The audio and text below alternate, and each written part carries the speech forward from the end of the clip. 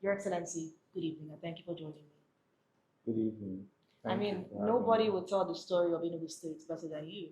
So we brought all the questions to your doorstep, and thank you so much for having us.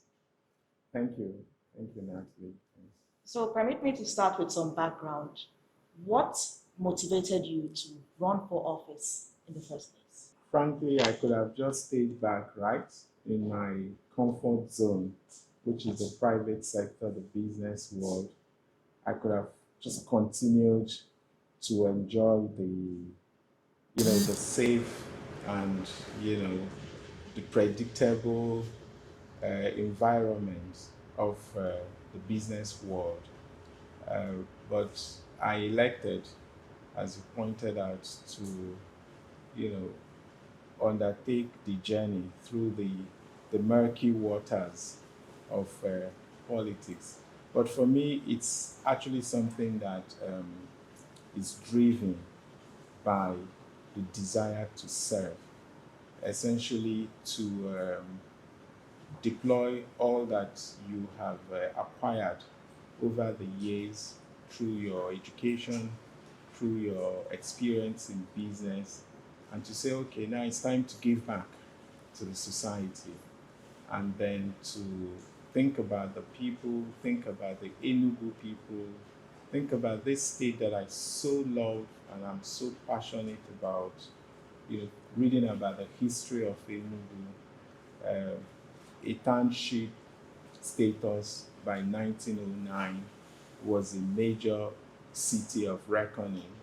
And again, of course, you can hardly talk about the history of this country without copious mention of Enugu. And then for me, I took the view that under my watch, we can actually bring Enugu back to that preeminent position, and then we can serve the people optimally and get Enugu to become a tier one city. You're well into your third year in office, or getting close to the completion of that at the Yes. time of this interview. Are there times in your leadership, your administration, that you've reflected on your goals, on what you set out to accomplish, and felt the true weight of this task before you? Are there times you felt that the weight is much too much? Well, I think that there's a concept in law that speaks to volunti non fit iuria. It's a Latin maxim that says you are not fit to complain if you have elected to inflict pains on yourself. So this the the goals we set out and the vision we expressed to the people of Enugu and the commitments we made were all made by us in good faith. And for me, they are sacred commitments.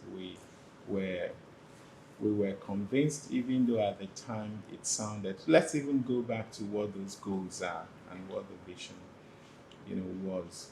We expressed to Ndi Enugu and committed to growing the economy from $4.4 billion to $30 billion in 8 years. That's an exponential growth. We didn't make that commitment because we were bereft of the trend of growth or if you will, the pattern of growth. We knew over the years the growth rates had been an average of 4%. And here we are saying we could do a 27% cumulative annual growth rate. So imagine what the response, was. We of course had to deal with the doubters, the naysayers, because it wasn't imaginable. It was felt that this was one of those political slogans, And then we then again committed. So the blueprint we laid out before Ndi Enugu was predicated on three factors. One was this exponential growth to $30 billion. The second was to achieve a 0% rate in our poverty headcount index. We're talking about a headcount rate that was at 58%. Now, over 8 years, bringing it to zero. That means you won't have any person, and by the standard of the UNDP, you're talking about one going to earning at least $2 per day, or being able to subsist with $2 per day. And then we said, look, we want Enugu to be the number one state in terms of living, in terms of business, in terms of investment, and of course, in terms of tourism. These are on their own very humongous commitments. And we appreciated the weight of responsibility we had imposed on ourselves. But we were also very clear that our strategy would not be mundane. It wouldn't be conventional. It wouldn't be incrementalism. It would be it would be disruptive in a positive way. That means we're going to disrupt the status quo. We're going to challenge the original construct. We're going to deconstruct, what we had become accustomed to, and largely that growth is going to come from private sector. So we're going to get to all of those sectors, but I'll take you back to the Latin maxim that you pointed out. Yeah. I want to know the language you think in and exactly where you draw your inspiration from. Because setting a $30 billion target, that's quite precise. Where were you inspired? My background, frankly, I'm coming from a business background where I had disrupted the sector that I played in. As you may already know, my background is oil and gas. In that sector, it was a sector that had already incumbent players. It's an established sector for a starter. And we came into that space and also made the commitment. Part of our mission was essentially to become the leader in that industry. And it sounded also like a pipe dream when we expressed that vision in the private sector. But before I left that private sector, we were by far the largest market share holder in that space. Again, disrupting the status quo. So we knew the weight. We knew just how heavy committing to a 27% growth rate, is, and what you require to achieve that. And that it wouldn't be business as usual.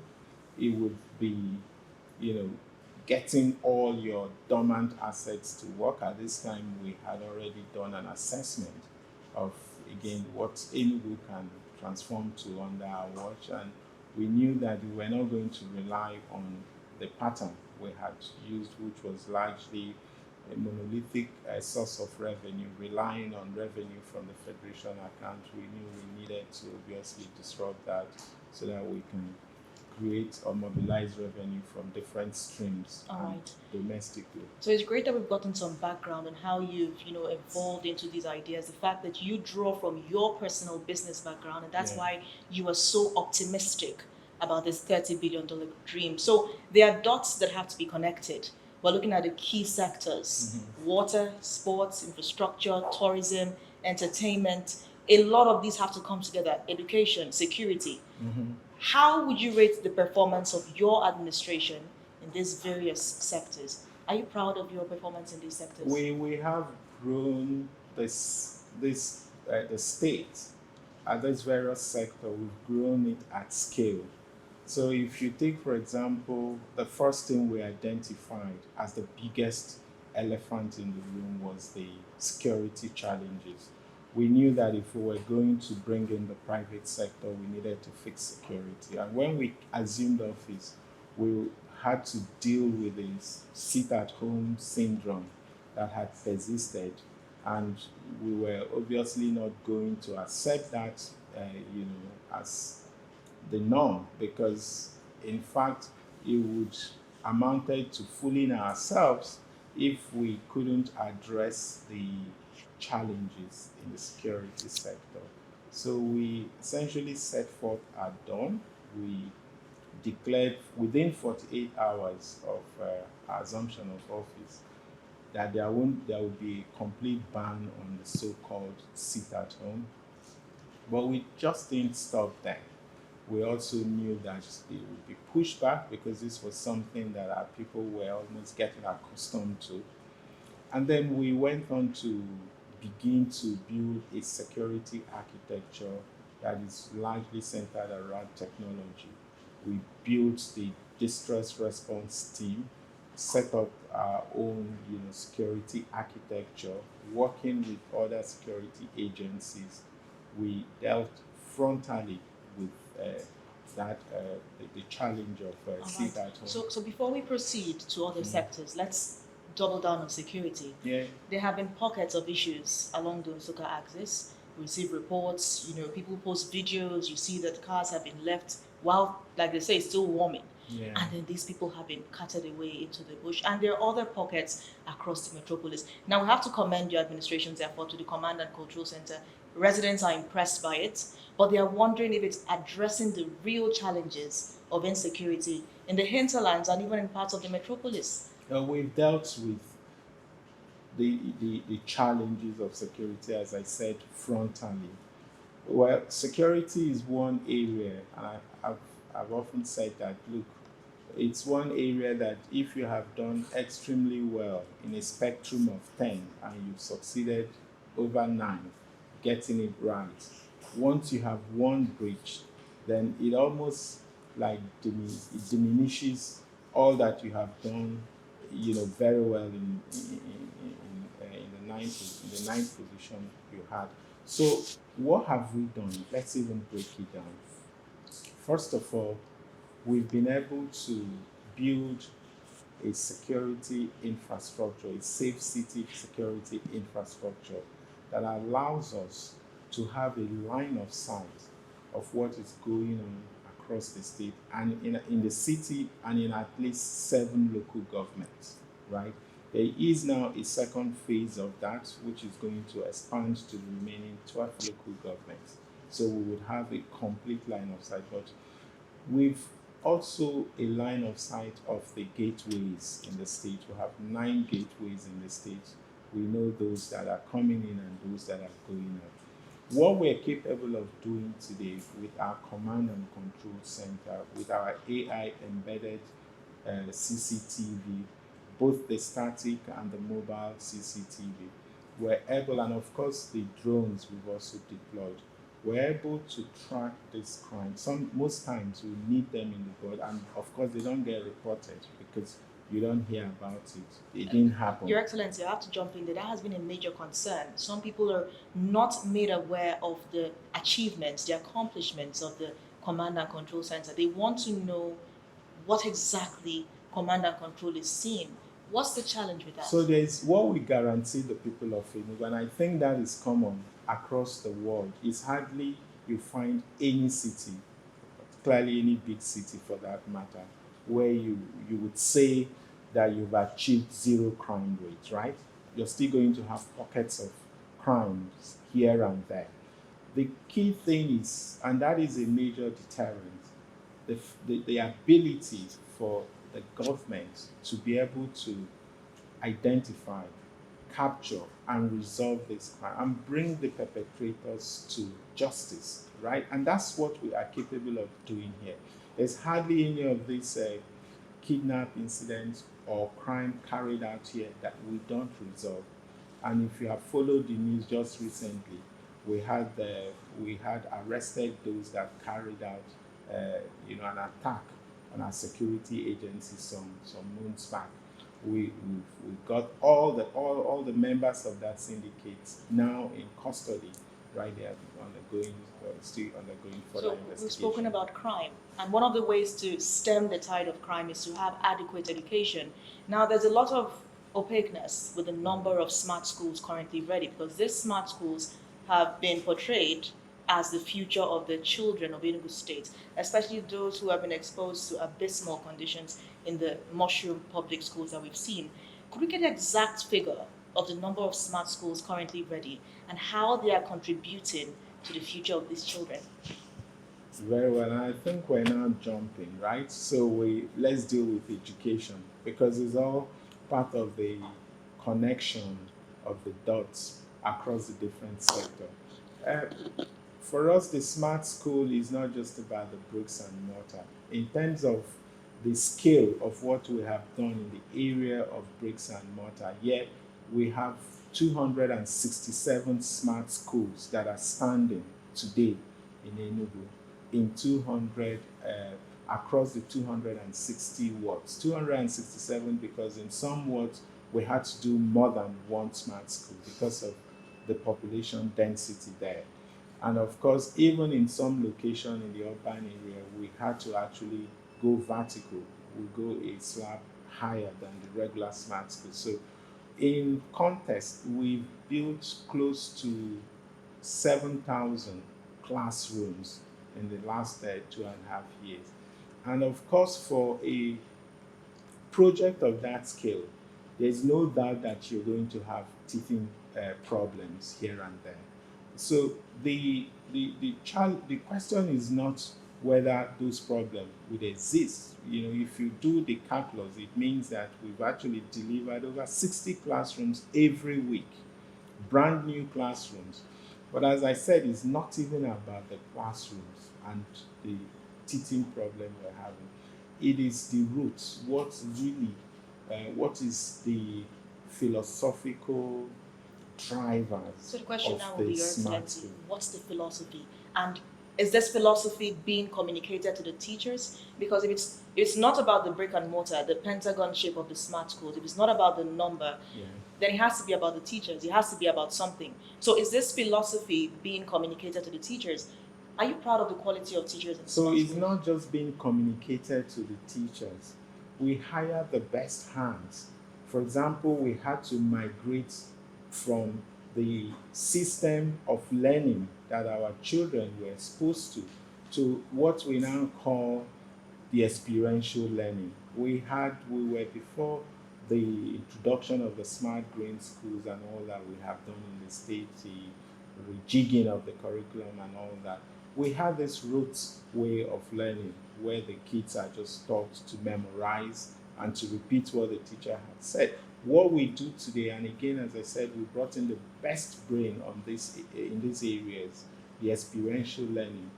My special advisor on experiential learning is Mara Huber. If you Google her, you'll see that she's the best in the world when it comes to experiential learning. She actually is my advisor on experience. So they actually, with the Commissioner for Education, developed this whole curriculum on experiential learning. But it's not just about the curriculum, it's also the quality of people you have delivering this curriculum. And that's where we're heavy on. We've built a center of experiential learning and the innovation. It's called CELI. And it's like a pipeline where all the teachers have to go through. So when we talk about each smart school having a center of robotics, center of artificial intelligence, mechatronic, web scraping, uh, cloud computing, and all that, we're actually talking about real life skills these kids are exposed to. You talk about the CGI studio. They learn with their virtual reality camera. They wear all these VR stuffs to learn any subject that they are doing. And this technology learning system, the e-learning system, and all uh, this technology that you notice in whatever subject we're teaching, whether it's mathematics, English, what have you are actually embedding them with these tools, the AI tools, the All right. So, Your robotics. Excellency, are you comfortable in the quality of the teachers and them communicating this curriculum to the people? So that was always a risk factor. So we knew that from the onset that if we didn't address the quality of teachers we have, then everything we have done, including the bricks and mortar we've put in place, will come to naught. So we are more than confident about the quality of the teachers we have built and continue to train because this is a continuous development That's program. absolutely Yeah. correct. So the Southeast Mathematics Olympiad was just concluded, Yes. and Enugu was able to scale to number 2 right after Imo State, judging by their statistics. But one of the issues that came up during the Olympiad was the presence of the Commissioner for Education was not seen. And that brings us to the next question of reporting, monitoring, and assessment. What is the line of communication from the field to your office? Because you do have amazing dreams and you're living up to a lot of these in such a short time. What is the line of communication? How do you ensure that the people on ground are truly following the flames like you intended them to? Let me even talk about the Olympiad, the Mathematics Olympiad. Don't forget that we are just introducing the smart school system in Enugu. And again, as I said, this is at a scale that has never been witnessed anywhere. And I challenge anyone to, to refute that, right? The just the sheer scale of what we have done, because we're not talking about few smart school in different zones. We're talking about every child in this state having access to that quality of learning. So, and the impact may not just be felt within 1 year. And again, the scale of investment, the scale of thing we've done in that area, we expect that it's going to take some time. Maybe even we've given ourselves a time frame of 4 years for this whole thing to be a mess, by these children, and for them to actually now you begin to see the outcome. So we are steadily working on all the institutional stuff that would make this experience sustainable. And of course, we do, as you know, in the ministry and in the education sector, there is a very good line of communication. We have the Commissioner for Education. I have a special advisor, several special advisors on education. We have the special advisors I had mentioned earlier on just experiential learning, just to underscore the importance of the migration to the experiential learning experience. Then of course you have the NSUBEB, the Enugu State University Basic Education Board. You have the PPSMB. So there are clear structures for communication, and that is effective. Okay, and we are also not having any issue in terms of my reports, my reporting lines. I'm quite happy with the speed and of reporting that All I right, get. Your Excellency, we're going to continue with that, but we're going to shift to another sector. And now we're turning our attention to water. We understand that you have finally, in just over 2 years, entering your third year already, you have broken the water jinx. Enugu people have seen water. Afia TV receives water from the Water Corporation and, of course, the 24/7 Nightmare Water Scheme. But there are still concerns about accessibility. Your Excellency, what is the exact problem in getting water to the last mile? Okay, so the commitment we made to Ndi Enugu, as you had followed, was to deliver water in 180 days. Okay, so and at that time, of course, we were the flow, the water that was flowing into the city at the time was barely 2 million liters of water daily. So we knew that we needed to deal with the upstream first to at least upgrade the production, to increase our production. We also did an assessment. Enugu would require at least 80 million liters of water daily. I'm talking about the city now, minimum of 80 million liters of water daily in order for us to be water sufficient in the city. So we had done the calculus. We recognized that, okay, so we need to front load some of the procurement items, which we did even before swearing in. The Oji River Water Scheme was down, it wasn't working. The 247 water scheme at 9th Mile was also not working, not optimally. And then, of course, we had the River Valley Water Scheme, which was essentially flowing through gravity So, and from that source, we were getting 2 million liters, which was consistent because it just requires gravity to flow. So, we looked at the challenges at the Oji River Water Scheme. Of course, some of the items we had to procure are not off the shelf. They are essentially items that you have to order and they have to be produced. So we did all that ordering even before we came in. And within 180 days, we were able to increase our production capacity from the, you know, cursory 2 million liters to 120 million liters. And of course, installed also, provided an alternative power source in order for us to also at least deal with the erratic power supply in the system.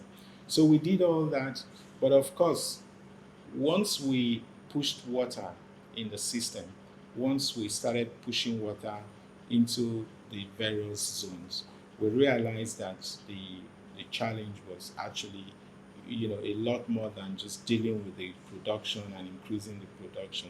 Now, all the pipes that existed that we had actually thought, had been replaced, we found out that they were actually giving the force of water going through the system at that level.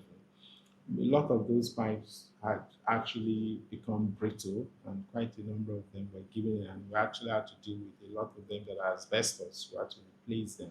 And we also found out that there were quite a lot of obstructions. People had built, in some cases, over 300 houses on our pipeline right of way. So we then obviously, of course, for us, the question wasn't whether these challenges would come up. We had expected them. It would be how do we react to this setback? We didn't, of course, we didn't give up. We immediately started dealing with the last mile, replacing the pipes, cutting the road, brought in equipment that allows us to do a HDD, a horizontal directional drilling, truss boring, if you will.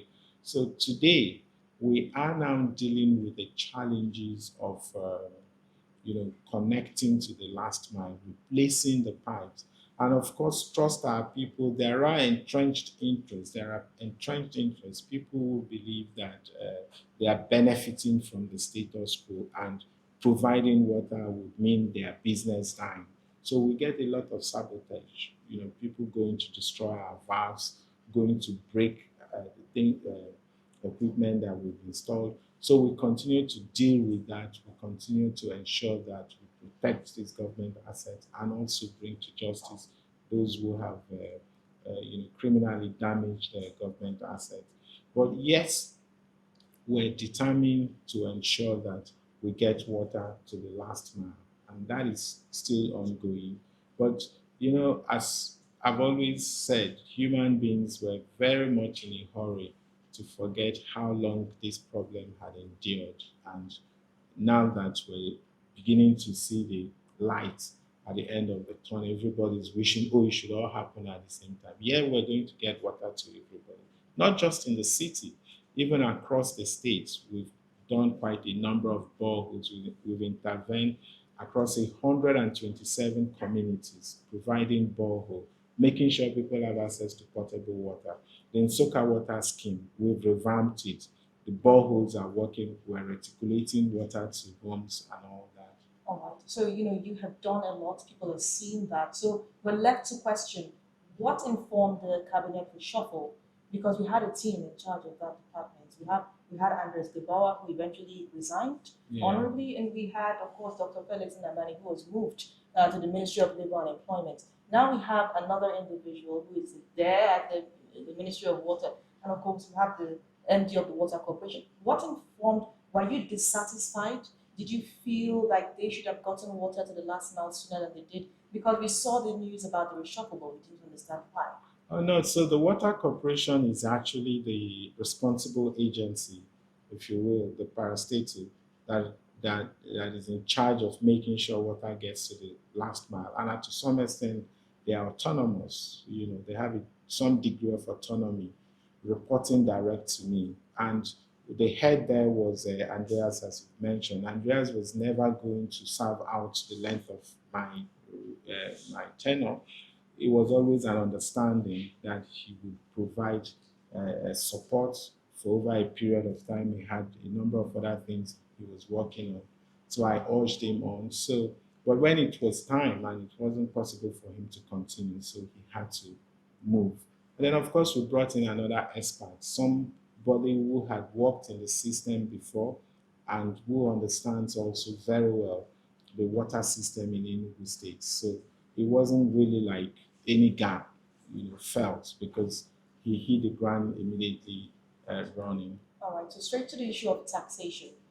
Lots of people in Enugu have started to refer to you as the tax master. Could you speak to that? Well, I think it's in one hand you could say is a pathetic misconception, but on the other hand you can also say that you have some mischievous people that are framing this false narrative.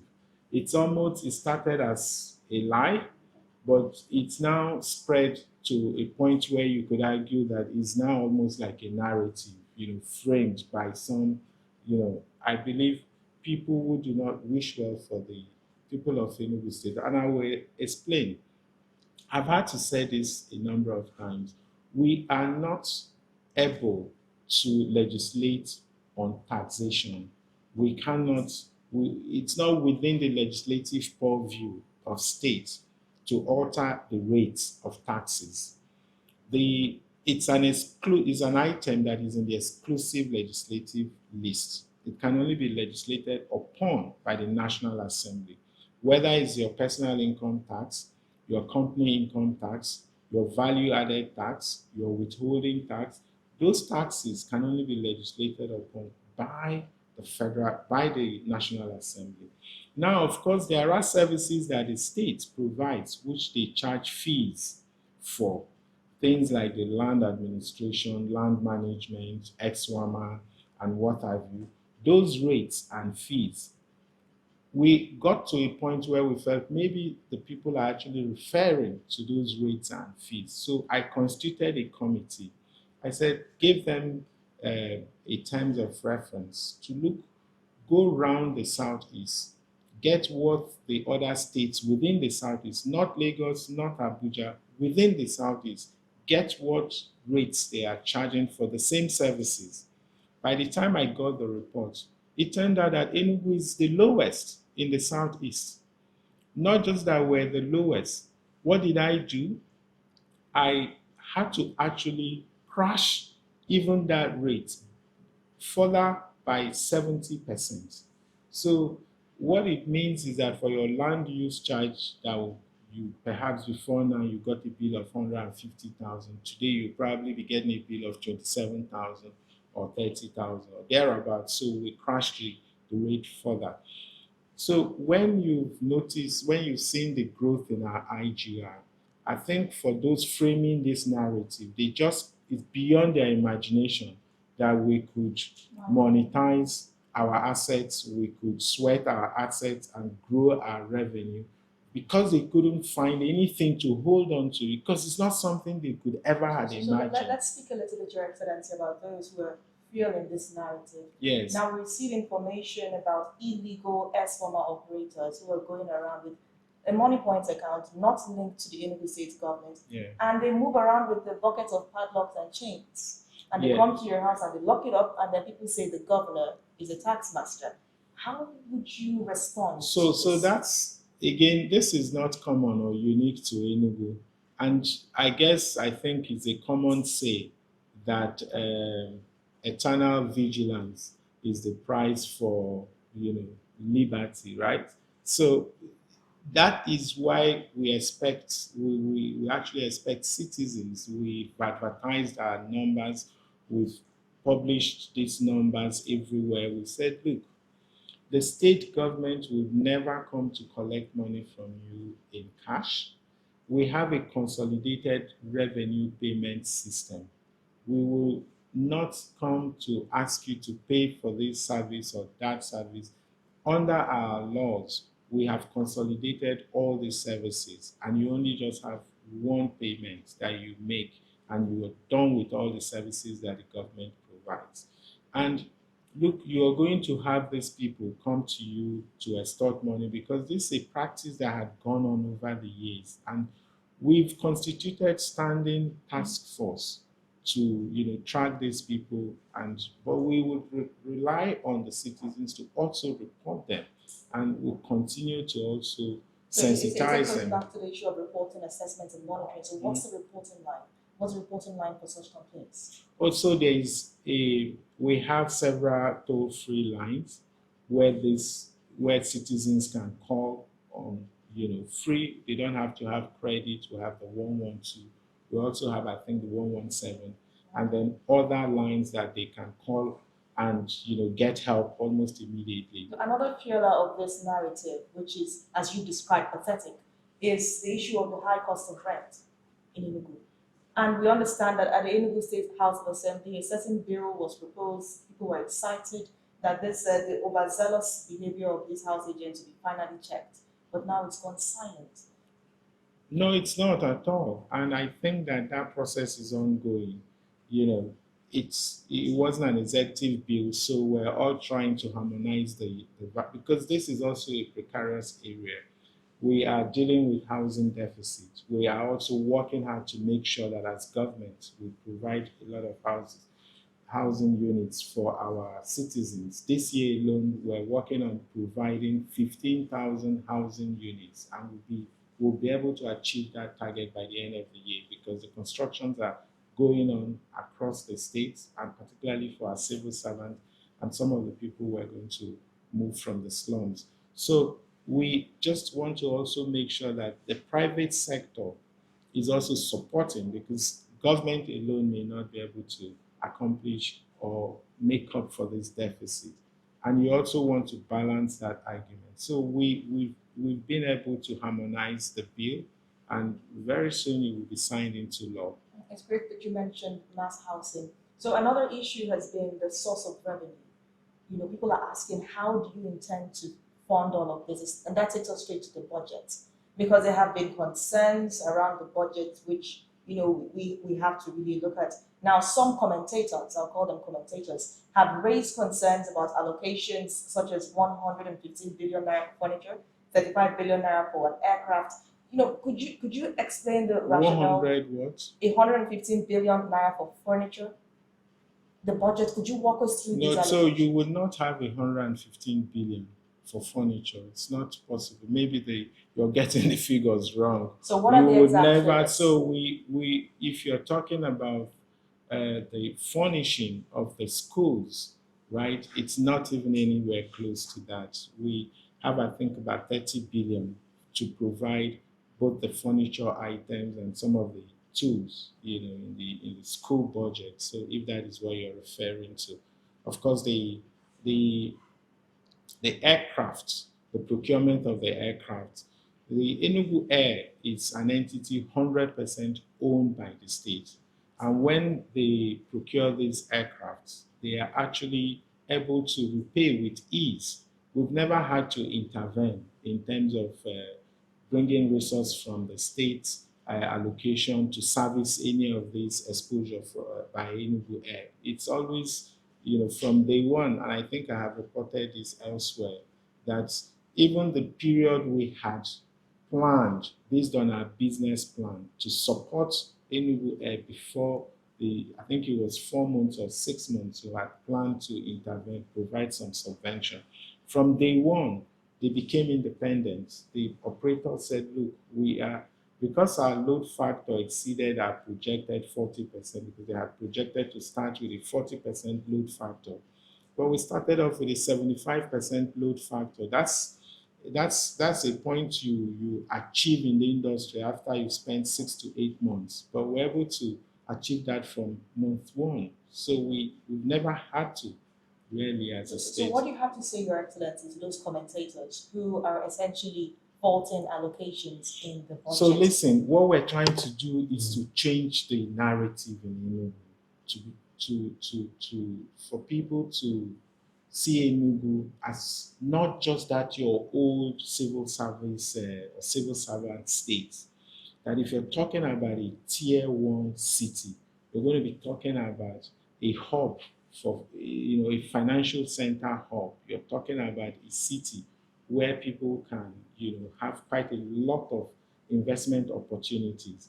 And that's why you can see that not only that we have grown our revenue, we're also aggressive in our capital expenditure. The projected expenditure, capital expenditure this year is about 1.3 trillion. We're doing the new city. We're, of course, expanding our airline. We're expected to grow our fleet by 20 before the end of the year. We're supposed to start operating both regional and international flights before the end of the year. So it's an aggressive. You would almost think we're rebellious, right? Because we're launching this quantum leap across the different sectors. So what is this figure? Because I'm still taking us back to the figure because it's been bold. Yes. And we also have the spreadsheet that says 2026 and you see 115 billion naira for furniture, which you could specify. Yeah. And then for the aircraft, we're seeing 35 billion. Could you tell us the exact figures? Well, this is what's making the rounds, or is that a fake document? No, so again, as I said, you have to go to the budget breakdown. Okay? There's no way. If you look at our total recurrent expenditure, it's less than 20% of our entire budget. So if you're talking about furniture items that are dedicated to the smart schools, I've told you the size of that would be about 30 billion. 30 billion. It won't be 130 billion because we have, and this is all done this year now. We've procured over 467,000 furniture items, right, across the 267 smart green schools. All right. Could you also speak, Your Excellency, to the figure for the aircraft? So the aircraft, I think even 35 billion maybe and under, it's a conservative estimate. We may have to go back to the house to ask for more money. We may actually need a lot more than that, given the number of fleets we want to grow by the end of the year. So that is likely we may have to go and do some environment or do some supplementary budget to increase. I think 35 billion is quite modest. So we spoke about Enugu Air now having its AOC. Could you walk us through the various sectors and exactly where we are, not just aviation, but in agriculture, in transportation, in investment, in tourism, and how all this is connecting to this $30 billion GDP? Where are we exactly? How much of this GDP have we accomplished at this point? First, about the Enugu Air AOC, I also want to take this opportunity to commend my team. And of course, I've often said that one is nothing without a team, okay? And I want to commend them highly for their tireless effort in making this possible. We were able to obtain our AOC within 5 months and 3 weeks. Typically, it takes 20 months to obtain your AOC in the space, but we achieved that within 5 months and 3 weeks. So it's highly commendable. Now, again, what we have done in Enugu State, incidentally, we don't have the luxury of time to discuss it because think about it. How can you discuss 3,000 projects in 1 hour?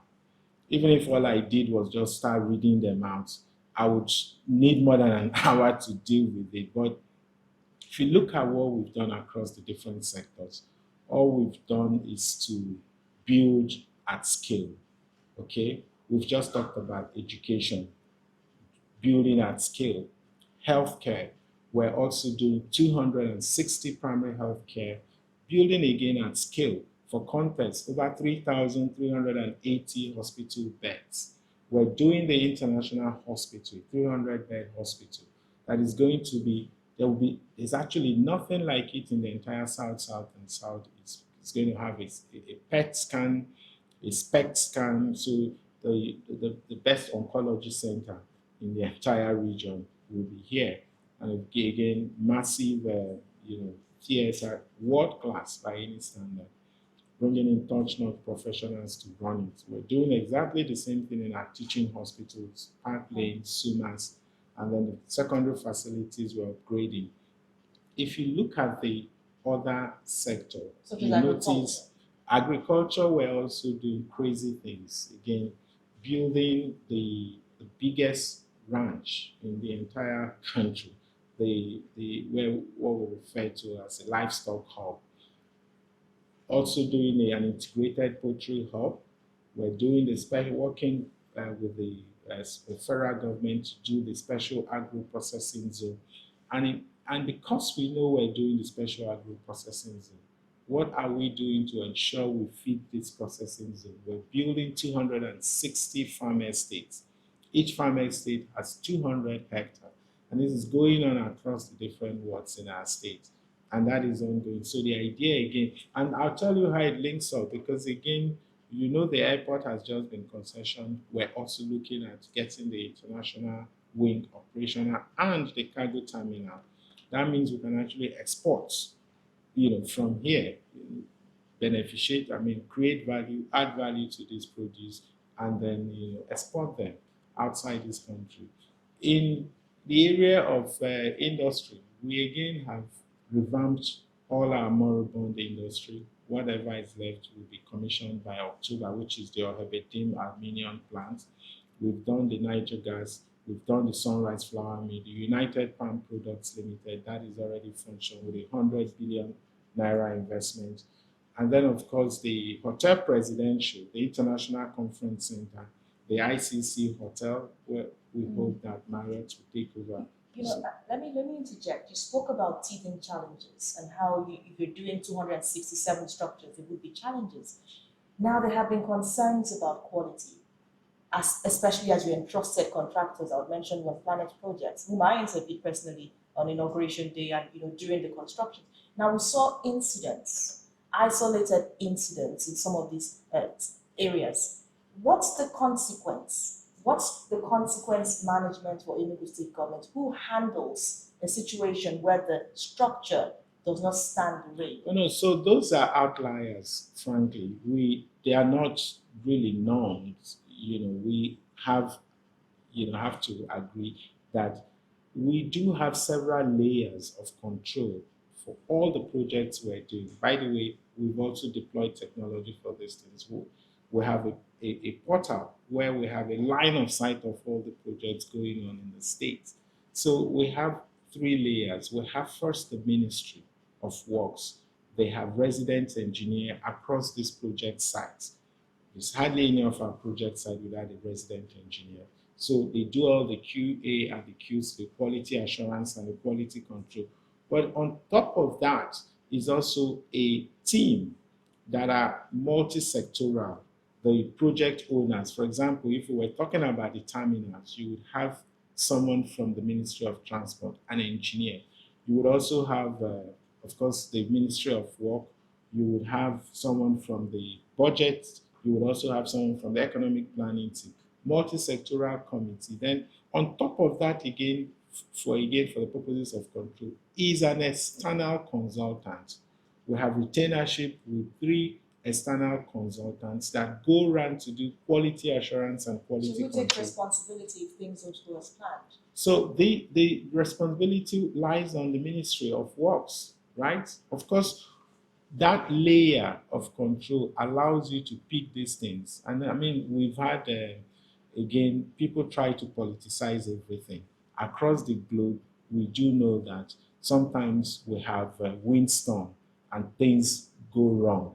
And you cannot then pick that isolated case and use that to peddle again another falsehood talking about quality and all. No. If you have windstorm, we've got buildings, airports across the world that you have their roof going off because during the storm, ITV, our own control room also had issues. Absolutely. But the question now is, when you have a new commissioner taking over from an old commissioner, who does the sledgehammer before? Because you have someone who is not taking may not take responsibility for the. No, government is a continuum. So there is no such thing as, we're all, again, what we're dealing with is we're all collectively responsible. The day you begin to feel that you're no longer, you resign. The system of government we practice is when we make a decision at the Federal Executive Council, whatever argument, whatever disagreement would all be discussed there, right at the State Executive Council. And once we've taken a position, we all become collectively responsible. So where are we right now on this journey to 30 billion? How much have we been able to accomplish? Could you speak directly to that? We've been on the fast track. We've been on the fast lane. Recall that we invited Ndi Enugu to come with us on a journey of greatness, a journey of development, a journey of growth. And we've deployed all that. So again, if you look at what we've been able to accomplish within the last 2.5 years, 3 years, and few months, you notice that we've not witnessed that at the scale we have done that anywhere in this country. Okay, whether in terms of roads infrastructure, we're very close to 2,000 kilometers of road across the state. Hasn't happened. We're talking, if you talk about our investment, the degree of investment we've made in the education sector has never happened anywhere. Is there an exact figure? Is there an exact figure that we can leave this room with and know this is how much we have? So $30 billion economy is not something you wish into existence. And for context, let me talk about now a country that you will feel they are doing well economically. Take Rwanda, for example.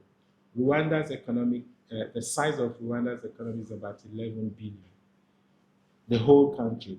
And now we're talking about Enugu, a state, a subnational, growing our economy to 30 billion.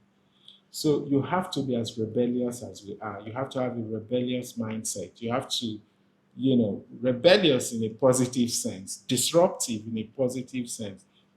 And that's what we've done. So we are on course. If you look at the influx of investors, people queuing, just coming to invest in Enugu, the Stallion Group is just setting up their assembly plant here. The Notra tractors have just set up their assembly plants. The Hire factory we just commissioned some weeks ago. The foam factory I'm going to commission in a few days is already in place now. The Watson New Door is these are all companies that have set up in Enugu in the last 2 years, and we still have more. We were 2 weeks ago or so in South Africa, the mining in Daba, where again we signed several deals, bringing in humongous investment to Enugu. You see us bringing about $500 million investment to our state, building also a coal-fired power plant that would ensure that we're completely independent of the grid. So we're going to provide to Ndi Enugu between now and the end of the year 24/7 electricity. 24/7. Hold me again to that. Between now and the end of Enugu, we're going to be deploying over 350 megawatts of which we don't need anywhere close to that to service the entire Enugu. Sports. We've not spoken about sports. And Enugu Rangers has been flying high. What are they flying? We're likely going to repeat what we did 2 years ago, where we're on course to doing that. We're not relenting. We're investing hugely in sports. This is the home of sporting legends. How is Enugu preparing for the forthcoming national sports? Where we are on top of everything. The stadium, we're working on it. We're also working on the Enugu Games Village. Those are the two locations the NSF would hold. We're also preparing for the marathon. You didn't mention that, but that will again take place. This time around, we're not just restricting ourselves to the African athletes. We're bringing in also the international athletes, premium, athletes. They will all be here for the full marathon. How prepared is Enugu for the sports festival? Is that going to happen? So our target is November. We're still targeting November for that to happen, but that will be subject to the National Sports Commission, approval. But in terms of what we're doing, a lot of what we need to procure for the stadium, they are, long lead items. They've all been ordered. Okay, so we'll soon shut down when we're sure that we're closer to the delivery date of those equipment.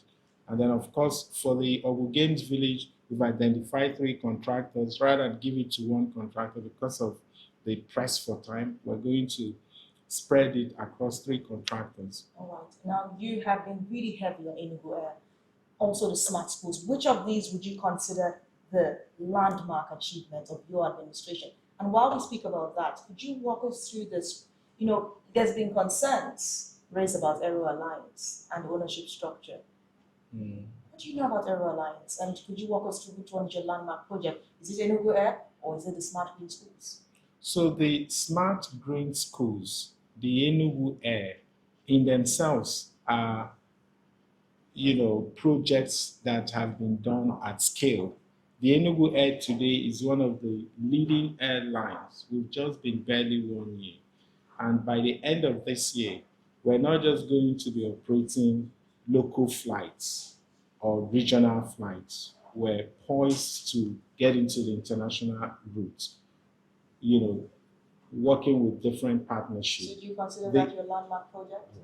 So you have to elect which one you consider a landmark. They are in themselves all landmark. So would Yeah. you say that you're confused about which one should be? Are No, there too many of them? so if you know my passion has always been education, and that is by far. But what we're doing in education is not like is not knee jerk. It's not also something that it's you do like a one-off procurement. You build schools.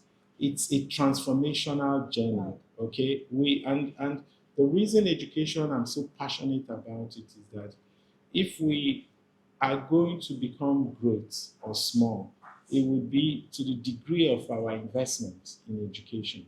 And so if we're talking about an Enugu child leading the charge, playing a major role in the new world order or the evolving 21st century workplace, then it begins with what we do today. And it's not just again what we're going to do over a short period of time. So the impact is going to be a journey. Very quickly, we can't leave without asking you this, Your Excellency, and we are wrapping up. But I promise many Enugu residents might not sleep if I leave here without asking you this. You have been setting up a lot of things at the same time.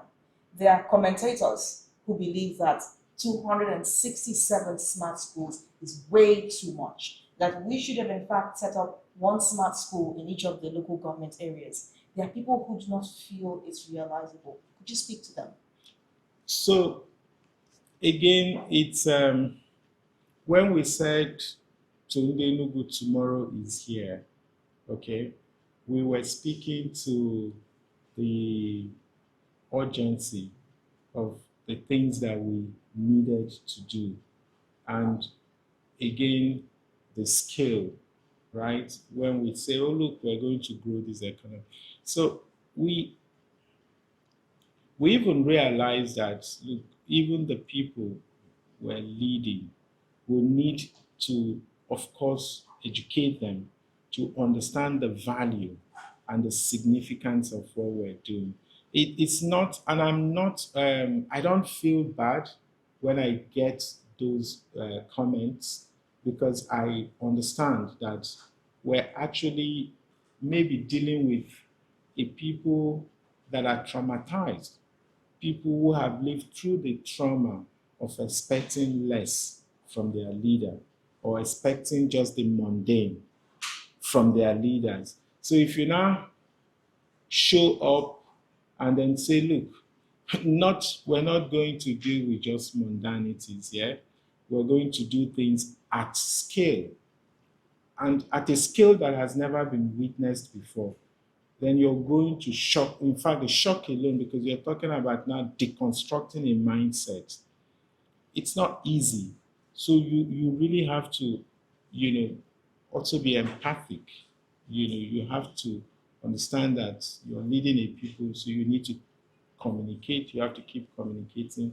But the truth is that the lay of the land is shifting very fast, and the rest of the world will not wait for our children. If we don't get all of them skillfully equipped, the challenges we have with security today would be a child's play tomorrow. And if we don't invest that money in education today, we'll invest 10 times more in security tomorrow. All right. So, I mean, we are in the Southeast region, and we have to speak, even if it's for a minute, about Mazi Nnamdi Kanu. Now, the traditional ruler from Enugu State went ahead to speak directly to President Bola Ahmed Tinubu, asking for his release. How would you respond to that call now that people are questioning Southeastern leadership for not being as they describe, vocal enough about calling for his release. Were you proud of the traditional ruler? No, so I think what you have to appreciate is that when you have a matter being adjudicated by a court and you believe that this shouldn't really be within the realm of the court, that it should really be handled somehow politically and reaching out to the relevant bodies. It's not something you dramatize or you come out and the work that the leadership in the Southeast, particularly my colleagues, the governors, were doing. It's not something we come out in the press and start talking about because we understand that we need to apply some political, uh, we have to apply some political engagement. We need to engage with the relevant authorities to resolve this. And once you're in that conciliatory mode, you don't want to then stir anything. You don't even want to stir something that will create doubt in the minds of those you're engaging. So it's very important we don't dramatize these things, but as to whether we're conscious of it as leaders of the Southeast, I can assure you that we are, and it's something we are working on. All right. Now, I mean, we spoke about sit at home earlier and security. So, I mean, we can't discuss that without, of course, the same type of leader. So, the final question I have for you, Billy, is one I'd like you to address your answer directly to the people of Enugu, and that's your camera up there. Could you re-emphasize your commitment to them, especially as a lot of what we've discussed during this interview has had a lot to do with driving that $30 billion dream? What is your commitment to them, and what does this dream of yours mean for them? Please speak to them directly. So I want to assure Ndi Enugu that we remain committed to raising the bar of governance, deepening reforms, and also building and delivering a future that Ndi Enugu deserves. That would extend to, of course, achieving the $30 billion economic growth dream. But beyond that, we would also ensure that we eradicate poverty in Enugu. We build our capacity to a level that Enugu becomes the envy of the world. And if anyone is looking for a tech savvy child, you're looking for some children or some young people with skills in IT, ICT, the place to come to would be Enugu. We've just ended the Enugu Fest, Tech Fest. That is just a demonstration of what we're capable of becoming to the world. That's essentially what we say. So we welcome you. We ask that you come to Enugu and invest. Enugu is open for business. And we continue to urge you to be with us on this journey of greatness. Our job is not done. We're not anywhere close to done. Be with us on this journey of development and be with us on this journey of growth for Enugu State. Thank you. All right, Your Excellency. So, how do you relax and how would you describe your style? Some people are calling for a more relatable style. How do you describe it and how do you relax? So we have a huge work to do, and sometimes it could be daunting, right? And you're almost always on a task mode because you're fixated on the ball. But of course, you also recognize that you're paying certain price for that. You could you've been I've been asked, how do you deal with the work-life balance? I remember saying something to my professor at Harvard on one of my classes, where we were. I think it was something on managing oneself, and I said to him, look, I think that if perhaps I'm from your part of the world, I'll probably be relaxing and I'll be conscious of this work-life balance. From where I am, we we have to think about how your great grandparents worked those days, how they had to toil, to work day and night to ensure that you live the life, you have the life you're living today. I think for where I'm coming from, my generation have a duty to toil day and night so that our children can deal with the work-life balance. Well, all right. So I guess we can say you're a workaholic, Mr. Governor. I don't know about that, because Okay. Thank you once again. thank you, Afia TV.